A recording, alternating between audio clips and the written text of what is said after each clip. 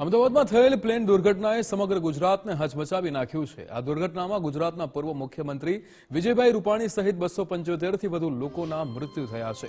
આ દિવંગત આત્માઓને અનોખી રીતે ગોંડલના યુવકે શ્રદ્ધાંજલિ આપી હતી।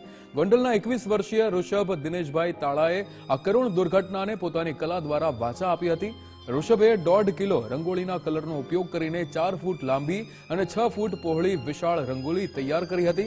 આ રંગોળીને પૂર્ણ કરવામાં તેને 7 કલાકનો સમય લાગ્યો હતો। આ કલાત્મક શ્રદ્ધાંજલિમાં ઋષભે દુર્ઘટનાના દ્રશ્યોને જીવંત કર્યા હતા।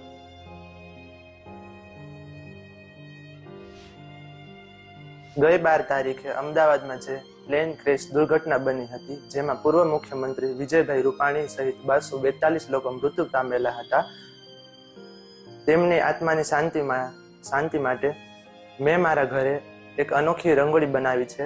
રંગોળીમાં મેડિકલ કોલેજ, ફાયર બ્રિગેડના જવાનો તથા પ્લેન ક્રેશ અને પૂર્વ મુખ્યમંત્રી વિજયભાઈ રૂપાણીને દર્શાવવામાં આવ્યા છે। આ રંગોળી બનાવવા માટે આશરે 7 કલાક જેટલો સમય લાગ્યો છે। 1.5 કિલો જેટલા કલર વાપરવામાં આવ્યા છે।